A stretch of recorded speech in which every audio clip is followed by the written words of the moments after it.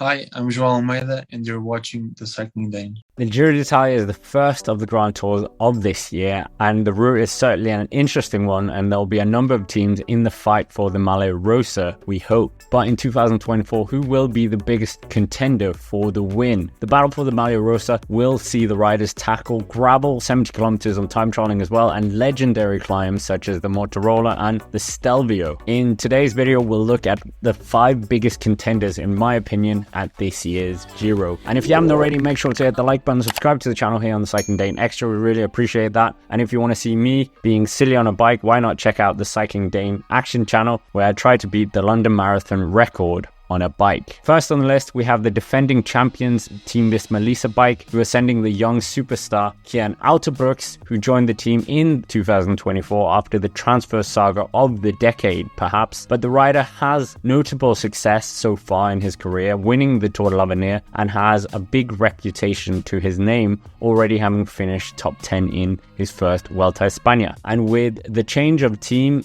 this could perhaps be a much better atmosphere for the young Belgian, and maybe he will be able to achieve something big already on his Grand Tour debut for the team. His time trialing is not his strongest asset, so maybe that will be a bit of a worry, but he is very good in the high mountains and could be in the mix for the white jersey, which could be a very realistic goal, and with that, it could be a high top 10 finish. And he should not have too much pressure on his shoulders, as well as Wout van Aert, who would have been in command of the team, crashed out in Dwars Vlaanderen, but the Belgian will have to share the leadership of the team with the other young talent of Olaf Koijs, so there could be a problem in the long run. However, Tadej Brooks will have the assistance of Jan Tratnik, Koen Bouwman and Attila Valter on the climb, so he should be set for a big result. His 2024 has not been electric, but a solid 7th place in Tirreno and a 5th place in Gran Camino was exciting, as both races were obviously won by his teammate Jonas Vingegaard. Ben O'Connor is the next rider who is maybe many people's a lock for a podium this year. The AG2R rider has had a good start to the year, almost winning the UAE Tour,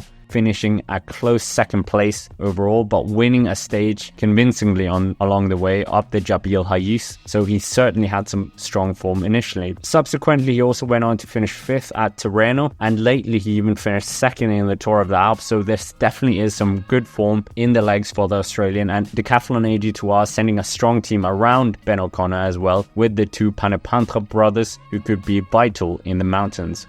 O'Connor is seen as a strong Grand Tour rider, but needs a big result to confirm his 2021 Tour de France performance, where he finished 4th, and he had some bad luck in the Tour last year and ultimately finished 17th. This will be his first Giro d'Italia since 2020, where he incidentally won a sensational stage on stage 17 when he was riding for NTT. So Ben O'Connor could definitely be in the mix for a podium. Next on the list is perhaps not the Colombian you were expecting me to say, and that is Daniel Martinez, incidentally my favorite Colombian. The Bora Hansgrohe rider may only have joined the team this year. However, in 2024, he has already won his national time trial championships, and in the Vuelta al Algarve, he was narrowly beaten overall by Remco Evenepoel, but he was running absolutely riot in the hilly stages, winning 2 stages in the race. Martinez didn't finish Treno Adriatico, so his form has some question marks over it, and unfortunately for the Colombian, he's another GC rider who will have to share the team with a sprinter in the form of Sam Welsford, but Martinez will be eager to impress with this unique opportunity, as there is a GC power struggle going on within the team with Jai Hindley, Vlasov and Roglic.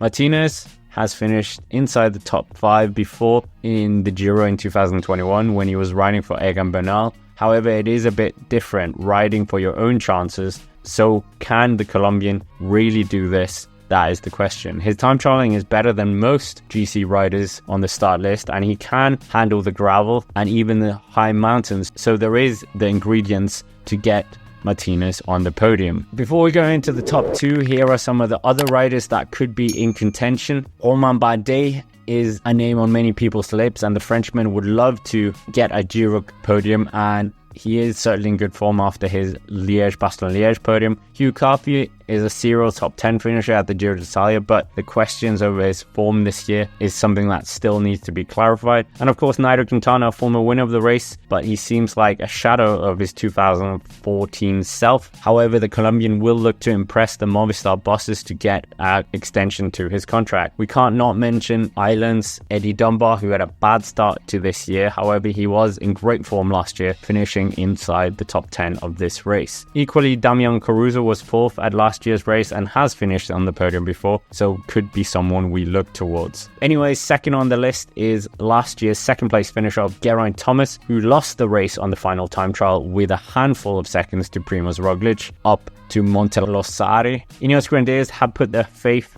once again in the 37-year-old Welshman, and with the likes of Tjeerd Arensman and Tobias Foss backing him up, they could potentially have a really strong team in the mountains. So far in 2024, Thomas has had a slow start, with his best finish being 13th overall at the Tour of the Alps. But last year, he had an equally unremarkable lead up to the Giro d'Italia, with his best place being 15th in the Tour of the Alps as well. So maybe he could do a bit better in the Giro, who knows. Geraint Thomas is a tremendous bike rider with a wealth of Grand Tour experience, and as well as being an Olympic gold medalist, he is also a solid time trialist and perhaps is the best time trialist of the GC riders, and has a real strong pedigree when it comes to other terrain as well. So he could be a lock for the podium.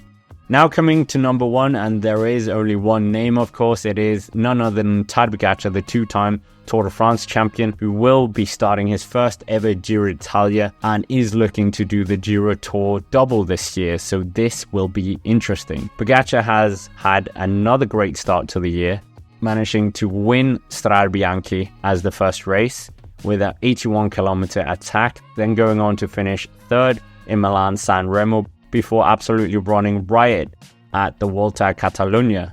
Pogacar is a unique rider, and he's very aggressive, so there's multiple stages that he could potentially win. And with his impressive record at the Tour de France, not finishing lower than second place, this could be a very exciting race. And given he has beaten everyone in this race comfortably in other races, he is many people's big favorite. There are question marks over his team.